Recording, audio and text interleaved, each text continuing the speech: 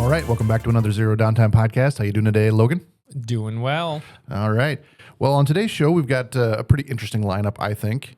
And I think that today I'm going to be a more calm and collected than I was last week. Man, we had a lot of stuff going on last week, and it just seemed to all hit on Tuesday morning. It was actually partly my fault.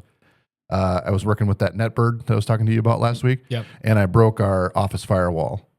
So they weren't able to use the internet. Yeah, the staff really couldn't work. Yeah, so, I mean, they had a reason to reach out during the filming of the episode. Yeah. All right, so today we're going to talk about how the government's breaking 3D printers. Something fishy's going on at Polymarket, and if you don't know what that is, it's fine. We're gonna talk about that. Apple is warning retail stores to look out. There's a new DeepSeek model coming, and Claude has something interesting to say about it. Anthropic, age verification in all operating systems, and I have a theory on medical records that I want to talk about. So for our meme of the day, it's King of the Hill, and he's at an office store, and it says, "I don't want to save to OneDrive. I want to save to the documents folder on my computer that I own at my house." So how was your week last week? It was good. Yeah? Yes. Things went well. Last basketball tournament for Emory. Oh. So how'd she do? They went 1 and 2. 1 and 2? They played hard. Yeah, that's good. That's good. Can't win them all, and that's all right. So I've been waiting a long time to get, well, I don't know why I waited so long to buy a Flipper Zero. What you're going to say what a Flipper do you know, Zero is? Do you know what a Flipper Zero is? I do not. I happen to have one right here. Ooh. And I don't know why I waited so long. So we have this project where we need to take some door access keys, copy them onto another key fob, and be able to pull the ID off of the key fob, right? Okay. And then print like your ID badge for work, right? So I got a Flipper Zero just thinking, I saw that you could copy both kinds of keys, so the high frequency, low frequency keys, and it just worked. Amazing. And then it's got this deal in it where it's a universal remote control, and you can just shut a TV off. It's like the ultimate prank device. This might be a little too much power for you. Would you be able to copy what's in your hands? Yeah, I did. Yeah, it actually copied what I've injected into my palm. I was just going to say, you probably should say. I know you've mentioned it in an episode. So basically, back in the day, a couple of years ago, I bought 2 injection things from this company called Dangerous Things. One runs at 125 kilohertz, and the other one runs at 13.5. I never knew the company was called Dangerous Things. Yeah, That's funny. And so I injected my hand. Well, the first one, a buddy of mine injected my hand, and the second one, my wife, who's a nurse, injected that one. And why she didn't do both? I think it was, I mean, the needle's huge, and I am not a needle guy. That was, yeah. You didn't ask me to inject. I would have done it. I'm sure you would have all the way through. The guy who injected me then did a presentation on it and injected his hand with another one. But when he did, it went through the other side. It was awful. But yeah, the Flipper Zero, I mean, I've just only scratched the surface of it, but it's a pretty cool device. Now, I do know it's illegal in some countries. Where do you find a Flipper Zero? You can just Google Flipper Zero, get it right from, I think it's flippr.dev, I think is the website, but I'm not sure. Okay. They're $199, so they're a little pricey. Yeah. There's all sorts of different modules you can put on them. So there's these little GPIO ports on here, and there's modules that click in and do other things. I don't know why I waited so long. I'm actually impressed. I mean, they've haven't had one for. They've been out for years, and I still have never gotten one. And now I did, and it worked awesome. So I'm going to recommend it to people. There you go. All right. So I had a little problem on Saturday. Well, not really a problem. I went to bed Friday night, no problem. Woke up in the morning, and my phone was absolutely blowing up. Yeah. So I maybe said something controversial last week that I didn't think would actually be controversial. But I'm actually going to double down now. So when this comes out, this would have happened 2 weeks ago. 2 weeks ago, yeah. So I said, you cannot uninstall Xbox and OneDrive from the base system image. I said you could uninstall it from the profile, but you can't uninstall it from the base image of Windows. And I didn't realize that I was going to really stir the pot. I was called every name in the book, which was fun. I don't mind. It's not a problem. But all of the examples I was given, and I read all the comments, so 300 some comments, I read them all. And every single comment was, except for maybe 2 or 3, was how to uninstall it from the profile automatically. And then they called me an idiot. I would like to start. They always started with "you're an idiot," Yeah. and then went on to say why you were an idiot. Yeah. So using group policy, using those tools that a lot of people had mentioned, those are perfect for uninstalling Xbox and OneDrive from the profile. What I'm talking about is the base image of it. Some people said, well, you can do it from the registry, which could be possible. I've never found a solution for that. That could be possible. All I wanted the whole time was thinking, like, there might be more than one way. Could be. Like, let's open our minds, people. Now, the one that I know would work is using I think it's the LSCS version of Windows, or I don't know the exact title. It's more like the hardened version of Windows. That way it does work because it literally doesn't come with Xbox or OneDrive. It's made for like ATMs and hardened systems. So that is one way to solve it. I don't know how the licensing works on that. So if you have a laptop that is licensed for Pro, I don't know that. I haven't looked deep enough to find out if you get a license for the other one. Sometimes Microsoft, if you have a higher up license, you also own the license for the things that are less than it. So I'm going to say it again. It is impossible to remove Xbox and OneDrive from the base system image of Windows 11 Professional. And I would just like to welcome everyone who commented and shared that reel. Welcome to Zero Downtime. We're happy to have you here. So at the office, we've been talking about lately building our own AI engine, LLM. And so I started And that just means large language model. Yeah. And like ChatGPT. Yep. Yeah. And so we've been trying to price out parts, and one of the ones, and we're going to talk about this a little bit later, is we're planning on using the new DeepSeek model because it's not confirmed yet, but it seems like the new DeepSeek model is going to be on par with the latest Claude, which for coding is great, right? And what that gives you when you run a local or a large language model locally is you don't have restrictions on the amount of tokens you can use, and like you don't have daily limits and all that kind of stuff.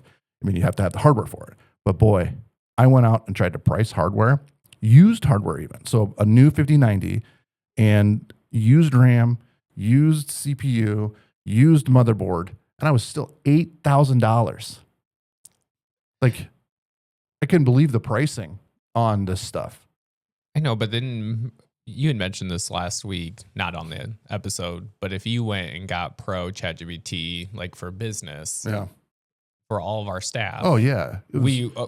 We could easily get our own LLM. Yeah, you could easily install your own LLM. Because part of what at A&P what I want to think about is how can our customers be helped if they wanted to run their own LLM in their own networks. Right now, the idea is that you could use ChatGPT, you could use Anthropic, you could use DeepSeek, but as soon as you put like information from your company into the AI engine, I mean, what happens with your data, right? So if you run it in a sort of a private cloud, you can give it a little more information and it could help you out more. Like I think law firms and things like that to try to search case law easier. I mean, obviously those things hallucinate and make up their own case law sometimes, so you still have to double check. Yeah. But if it could make your job easier, but you could give it a little bit more proprietary data to get the answer, it might be useful. And that's why I want to run one at our office as well, just so we can say like, look, here's how it works. You should have one too. Yep. It makes sense. But holy cow, the prices are crazy. Definitely an investment. So some states are trying to restrict 3D printers from printing gun components, particularly the part of the gun that has the serial number, which usually is like the receiver. They're called the receivers. Now, I think that's actually a politically correct way to say it, but in reality, you can't really ban a 3D printer. You can't ban a 3D printer from 3D printing, just like you can't ban a CNC from cutting into metal, right? It's going to do what it's told. What I think they're doing is they're trying to ban files. So the file that contains the code to print the licensable or the serial numbered part of a gun is what they're trying to ban. And so right now, California, Delaware, and New Jersey outright ban the possessions of the files. And I know this might be a controversial take, but banning files is akin to banning books, right? We don't want to do that. We have the First Amendment, we have the Second Amendment, and I'm obviously like love both of those things. That's like those two things give us the biggest freedoms that we have that basically support the rest of everything else we have, right? Yep.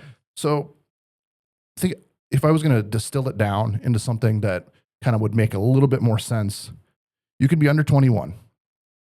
You can own all of the things to brew beer.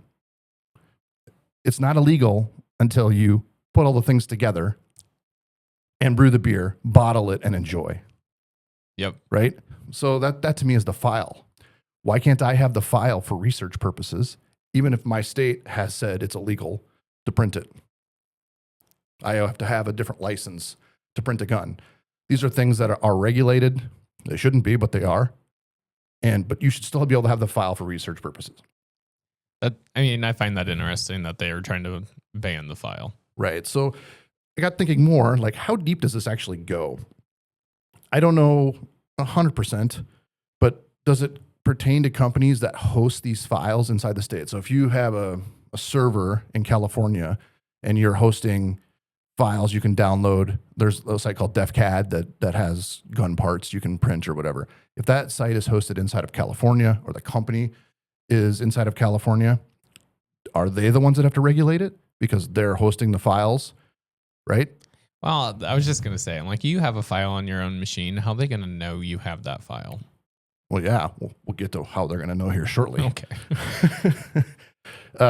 Does it probably retroactively ban guns, what they call ghost guns that were already printed? I mean, it probably does, right? These states are pretty strict when it comes to gun control and that kind of thing. You're probably not going to know off the top of your head, but there's probably a percentage of like how many people have used a ghost gun in like a negative format.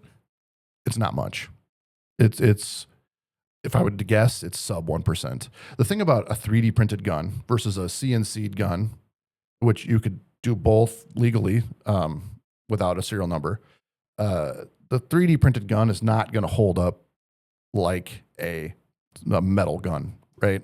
So the odds of a ghost gun that's been 3D printed being used in a crime where someone gets hurt is probably sub 1% of all crimes. So the other thing is there's a thing that you could take a gun part, you could put it in a scanner, it'll scan the part, and then now you have the G code to print that same part. Are they going to put the same restrictions on 3D scanners that create the files?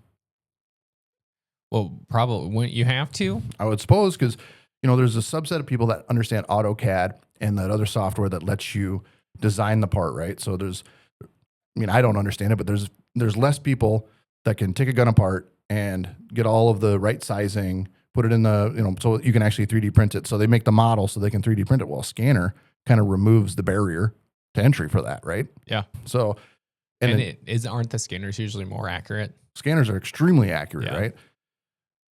So the other question is will it be struck down in court? I'm going to say probably. If any of these states' ban on the files is challenged, I think there's one I could find when I was doing the research for this episode.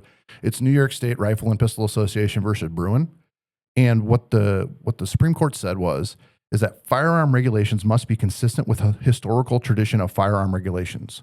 Governments cannot impose modern regulations unless similar restrictions existed historically. Well, historically, we know in the 18th and 19th century, people built their own guns, and the government didn't restrict any of that. Yeah.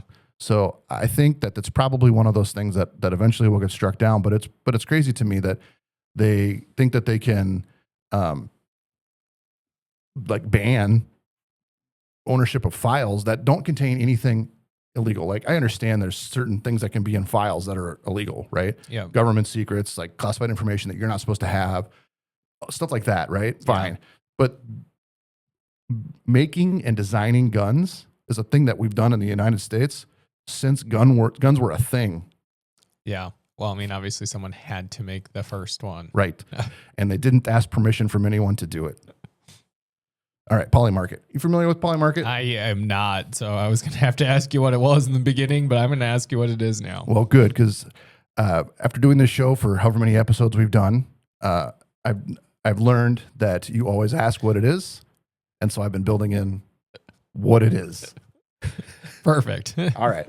So Polymarket is like a stock market, but you're not betting on shares. So you're not betting that Apple's going to go up in price or down in price, right? You're buying whether something will happen or not. Okay. Polymarket is cryptocurrency based. It's a Polygon. It's a Ethereum level 2 or whatever. It's not a sports book like you would bet on a sports game. Yep. It trades on probabilities, like things that could happen. So, for example, will candidate X win the election? Will the Fed lower or raise interest rates? Will country X invade country Y? Who decides what you're bidding on? I have no idea. I didn't dig that deep to see who makes the markets. I'm assuming anyone can make a market. I mean, that would make sense. Yeah. So if a yes share is trading at 70 cents, that means that there's a 70% chance it will happen. If it happens, that share becomes worth $1. If it doesn't, it's zero. Instead of gambling odds set by Vegas, the crowd sets the odds. Just meaning that whoever actually is participating. Right. Who's ever betting on that particular market is actually helping set the price. How it fluctuates. Yeah. I mean, if all of a sudden we saw Polymarket a lot during the last election. Okay. And surprisingly accurate. It runs on blockchain and the trades are public, but the identities of the people are not. So why would people care about something like this, right? Well, prediction markets react faster than polls. You call everybody up on the phone and you say, who are you voting for? Do you think the Fed will lower rates? I mean, it takes a long time. Do you feel like you could fluctuate these markets by putting more down on it? Of course. Yeah, that's how it works, right? So the prediction markets often happen faster than the news. Sometimes they react faster than governments because when real money is involved, people don't answer emotionally, they answer financially. Polls measure what people say. Prediction markets measure what people are willing to lose money on. So what that means to me is if somebody says to you, Logan, who are you voting for? And then you say, I'm voting for this particular candidate. Yeah. That doesn't matter until you're in the booth. True. Like you could lie. Yes. Polls, obviously they account for that, but not in a way that if you gave me $10 or I told you I'd give you $100, which I don't think this is legal, but if I told you I'd give you $100 to vote for this guy, you're probably going to vote for that guy, right? Well, and I think too, obviously you have your people who are die-hard politicals that who they say they're voting for is who they vote for. Yeah. But then you're going to have the people that don't want to get into a conflict with you and will be like, yep, that's who I'm voting for. And then they get in the booth, they're going to vote for whoever they want. Yeah, I mean, the crowd around you matters. If everybody says they're going to vote for candidate X, then you're probably going to say it even if you liked candidate Y. Yeah. Because why fight? Well, no one's going to know who you voted for in the end anyway. Like you said, once you're in the booth, that's the answer. Yeah. But that's different with the prediction market. So controversially, it's different than gambling. It's politics, economic policy, geopolitics, court decisions, and even cultural events you can bet on. So the real question is should you be able to bet on everything? Should you be able to bet on whether a war is going to happen or not, or an assassination, or a natural disaster? Are these coming up before they actually happen? So here's where it gets interesting. Not allegedly, it actually happened. There were large bets placed shortly before the bombing of Iran Saturday morning. So what does that mean? Was someone lucky or were they informed? Uh-oh. It could have been rising tensions and smart traders know how to read signals at 3:00 in the morning. Like, what signals are you reading? The message you got that this is happening? We don't know how it happened. We can only assume as people, and I'm not going to point anything out, but we can assume what happened. But prediction markets create a strange new dynamic. We now have financial markets predicting war, blockchain showing the flows, anonymous wallets moving millions of dollars, and journalists watching. They're more watching Polymarket than they're watching the charts now. Well, if it is more accurate, although it sounds like someone's feeding it some information. And it could be that intelligence agencies are also watching Polymarket or prediction markets for early warning systems. So this particular country That's is your favorite idea right so, there. so your country is like thinking they might invade, and so somebody puts a big bet on it. Well, the other country might be watching and saying like, "Hey, the U.S. just put a big amount of money on invading some country. That's probably going to happen." AI search result. The Polymarket uses USDC tokens. So what that is it's a cryptocurrency that's pegged to the US dollar.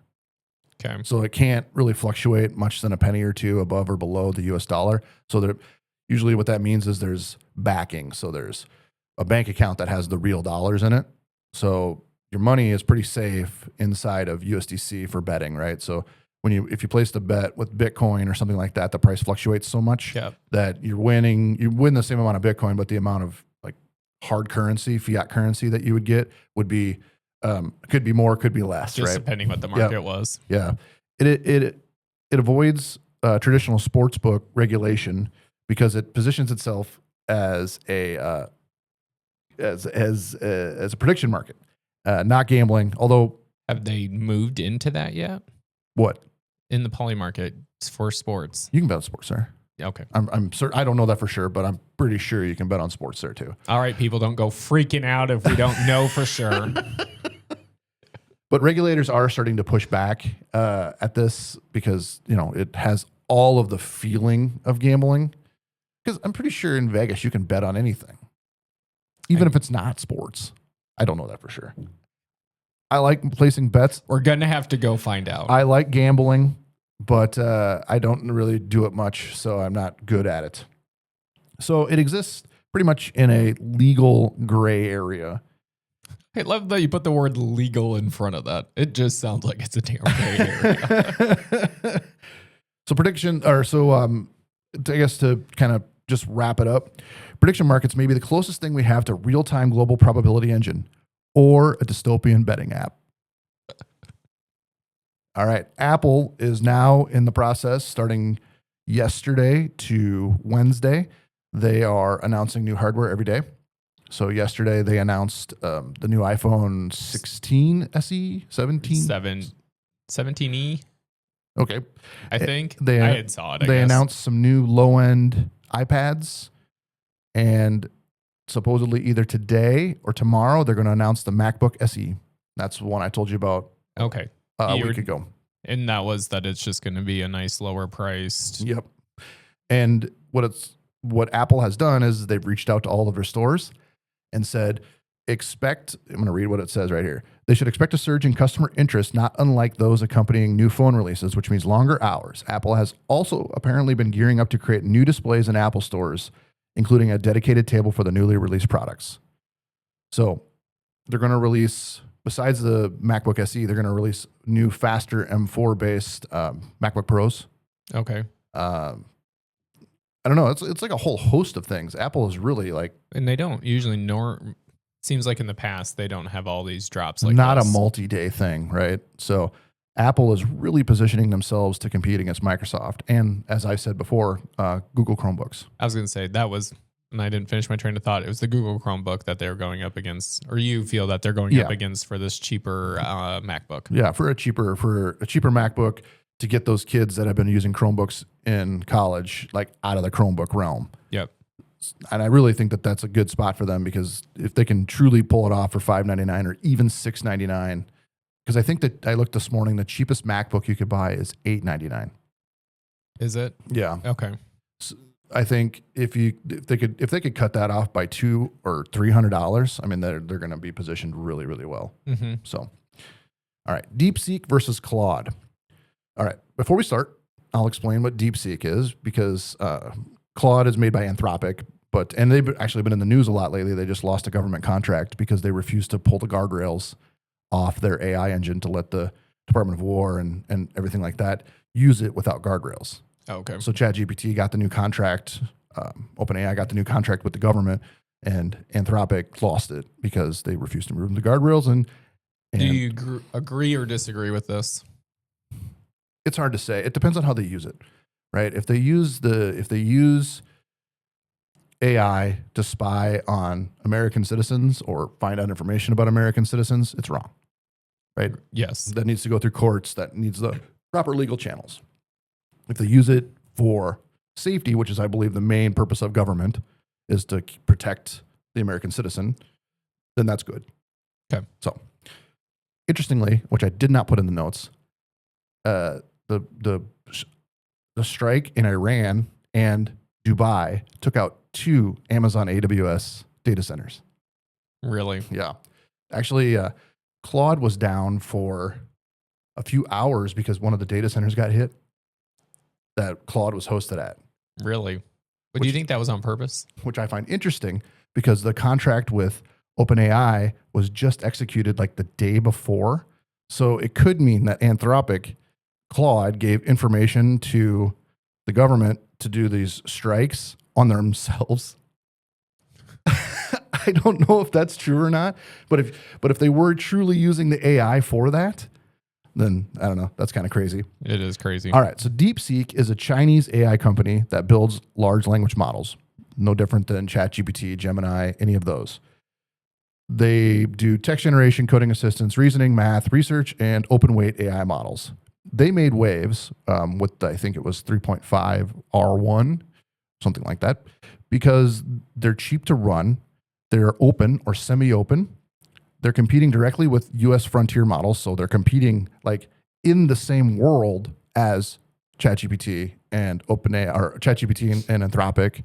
They're like competitors. Yeah. It can run on your own hardware. And what makes them really powerful is something, I think Google invented this, is mixture of experts. What that means is when you ask the model something, instead of loading the whole model, it loads a portion of the model of whatever that expert knows. So if you ask something particular for coding, it may load a coding expert up, right? Okay. And instead of loading the whole model, which is what makes it so expensive, because in order to load a model, you usually have to load a bunch of it on the GPU VRAM, which is expensive. Is this something you have to preload, or does it on its It's own? automatic. Yeah, it's automatic. Okay. It's part of a large language model or whatever you use to load the large language model. Okay. So anyways, it's super powerful because it's literally, I'm sorry, not literally, it's open source. But what that means is I can run it on my own hardware. I don't have to put it on the internet. The guardrails are pretty much off. How do you get it to continually learn? Like, you don't have it on the internet. Yeah. You get this model in. Like, great. It probably is relevant for today. Right. Then what? So when I think about large language models that you're running on your computer, I think they're frozen in time. However, with the new web UIs and things, you can actually connect like the Brave API. Brave has, Brave browser. I don't. So why don't you tell people what Brave browser is? Brave browser is like I think it's a Firefox clone. Okay. Don't quote me on that. It could be a Google Chromium clone. But anyways, they position themselves as a secure browser, but they also have a service that they run that lets you do web searching via an API key.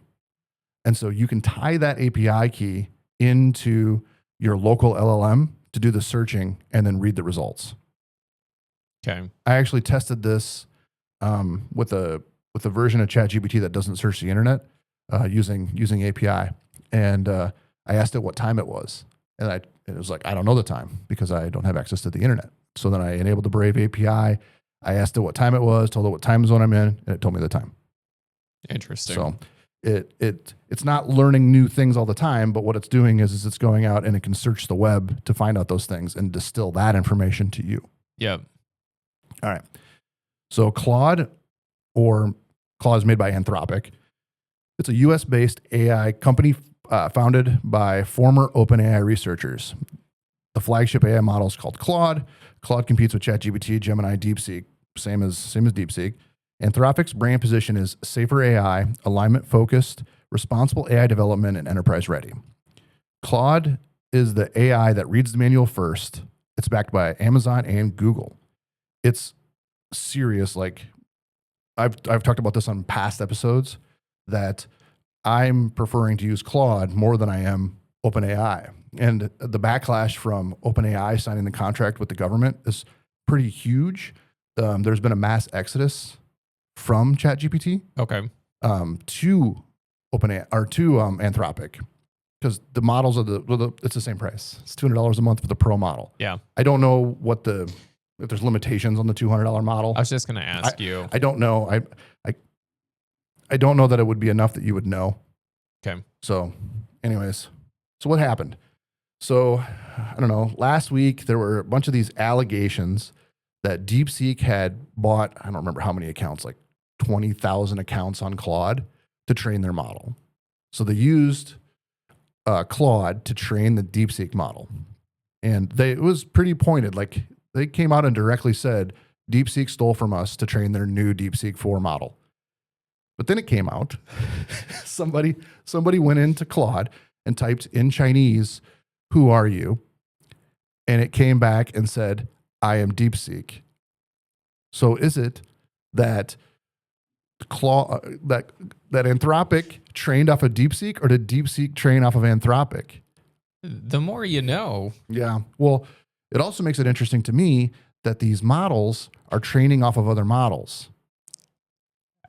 I was just going to say, who's winning in this moment? Well, I would say not us, because they're obviously trained on a whole bunch of public data, and they're probably trained on different public data or the same public data, but they distill it differently. Like it's all different. But when models train from other models, yeah, you can suck a lot of data from them, but I don't know that means that they're getting smarter. Well, that's what I mean. It's just like regurgitating absolutely the same things. I mean, if one model hallucinates about something, then does that hallucination get learned by the other models? I don't know. But I think that we're entering an era where AI models are basically having kids with each other.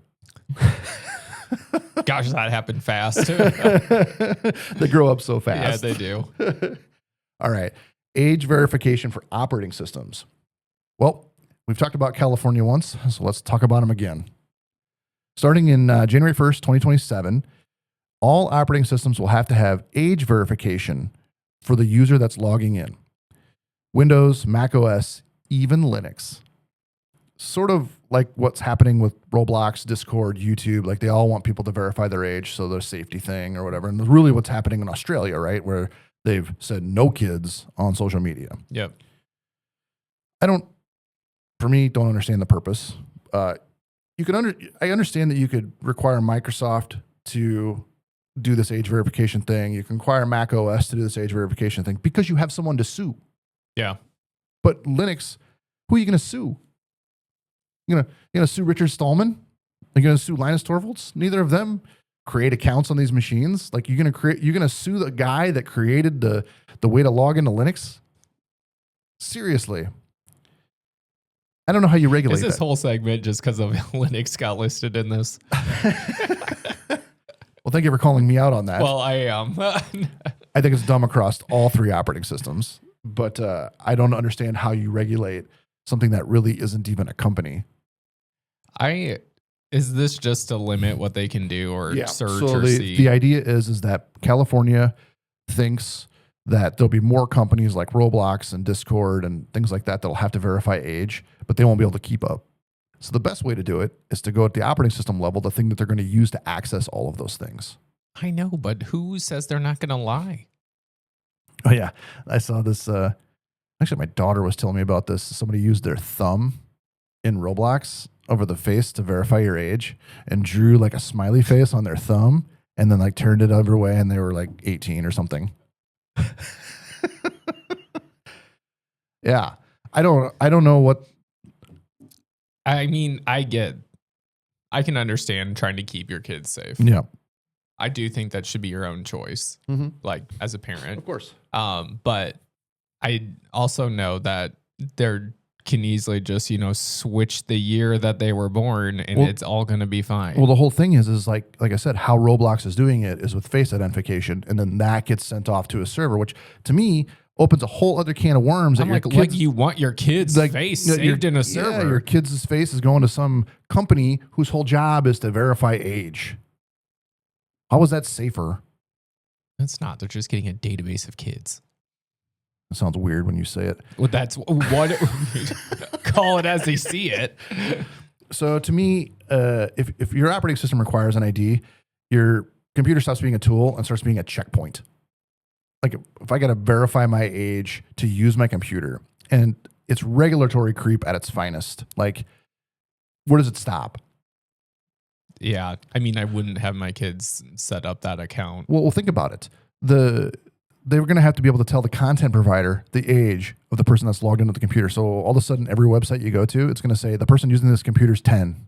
They would have to, otherwise they wouldn't know. Well, talk about a way to market. Can we get everyone to give their age? Yeah, please. And your interest. Yeah, age and interest, please. So what's going to be the stress test here is Linux. Certainly there'll be some distributions. So Linux is split into subsets of types of Linux. So there's like CentOS, Arch, Gentoo, Debian, Ubuntu. Those are different distributions of Linux. And so some of them are going to comply. They're going to figure out a way to do this, right? Yeah. And others just won't. They don't care. I mean, I don't mean this rude, but how many kids are running Linux? Every Chromebook. Every Chromebook runs Linux. But Every. does Chrome have its own check? Well, you have to sign up for a Google account. Well, actually, you don't. Yeah, you do. You have to sign up for a Google account. So And on that, you would have your age entered. yeah, but all of a sudden, is Google going to do the facial recognition like all of them others? I wouldn't be surprised. All right, I have one more thing today, and it was when I was researching this episode. I tried not to make it wholly AI focused. However, for some reason, this episode leans heavily AI. It's just kind of the world we're in right now, though. I agree, but I had this idea, and I'm certain that it's happening behind the scenes. But I just wanted to bring it to light and let people make their own judgment call. So Oracle, you familiar with Oracle? Yes. Okay. It's a huge database company, right? That's how they got their start is database. I think they run NetSuite and a whole bunch of other companies. Now, Larry Ellison's like one of the richest people in the world who started Oracle. Okay. Happy for him. Happy for him. So I think in the future, one of the biggest AI breakthroughs won't come from a model company. It'll come from whoever controls medical data. So there's two companies basically that control almost all of the medical data. So when charts are entered and everything, one of them is Epic. And I know like our hospital in town here uses Epic. And another one is Cerner, who's owned by Oracle. Both of them, I believe, use Oracle database. Okay. And Oracle database is a lot of times cloud-based. It can be local too. But what they have is all of these medical records that are structured data. They have diagnosis, they have drug prescriptions, they have lab results, longitudinal patient histories, imaging references, outcomes. It's all structured. It's all time-stamped. AI loves data structure. So right now, models are trained on anything basically public or anything that's private that these companies have an agreement to be able to learn. Yeah. It's pretty noisy, right? Because you can write anything you want on the internet. You know, Wikipedia sometimes has bad information until somebody goes and corrects it, right? Yep. So the LLM could learn that at any point, whether it's bad or whether it's good, right? Yes. But medical systems are different. They're clean and they're structured. And they have human data in them. So like a nurse puts the data in, a doctor puts the data, pharmacist, whatever. If Oracle was able to build something that was fully anonymized, because HIPAA and all that other stuff, federated, and had a good AI query infrastructure, they could enable massive cross-hospital pattern detection. Think about that. Some weird disease out there that you're able to enter the symptoms in, and you'll be able to correlate that data from other medical records across all of the hospitals in the United States. Right? That's a crazy idea. Rare disease clustering. So again, with the idea that there's some weird virus, it's some weird disease that maybe 3 people have had. And the only way that doctors know about this is if they talk to other doctors. Yep. Instead of doing that, AI has already learned it. And so now you have these 3 cases of this rare disease that are all structured together. And so now these doctors can find each other and they can discuss these cases and they can figure out solutions. Drug interaction anomaly spotting. So drug interaction is a big thing, right? Mm-hmm. But we know for the most part that certain drugs interact with other drugs, but there could be weird off cases where drugs we don't know about interacted with each other. And all of that would be in the medical records too. So you'd be able to enter the drugs and say, this person, anonymous person, got sick after taking this group of drugs. Yeah. Powerful, right? It's just a mind-boggling idea. Yeah. Early cancer signature modeling. So what that means is you have all of these pictures of what might be a cancer, what could be a cancer, and they're all learned in the LLM. And so you upload this and you could figure out if this is a cancer sooner because these other people, unfortunately, got more sick but they started this way. Yeah. Pre-symptom detection. There's a whole host of things that I think could be learned for the betterment of people, from structured medical record learning. That'll be interesting to see if that ever comes to something. It'll come. I can guarantee it. So here's why I think Oracle will win. Oracle's not just a database company. They're enterprise cloud, their data infrastructure, their healthcare system, and their federal contracts. They don't need to build the smartest model. They just need to own the cleanest one. And they have a lot of leverage. They're Oracle, right? Right now, AI is trained from the best public data. In the future, it will be who has the best proprietary data. It is all about owning your data. That's right. AI trained on the internet, it can write essays. It can write your blog posts. It can do all of those things. But anonymize patient records could potentially change how medicine works. Yeah. So we talked about a lot of things today. Across the whole gamut. Banning printers, markets predicting war, AI arguing about who it is. But the quiet revolution might be happening actually in hospital server rooms.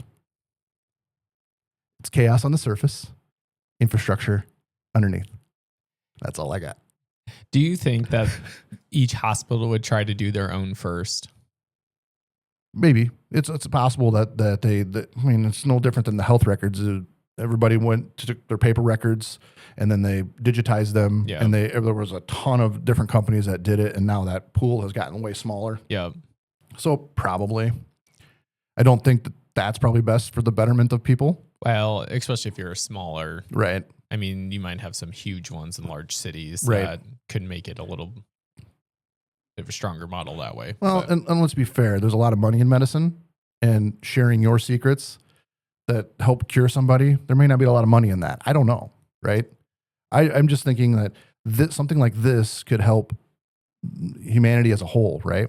Shoot, even sharing with other countries.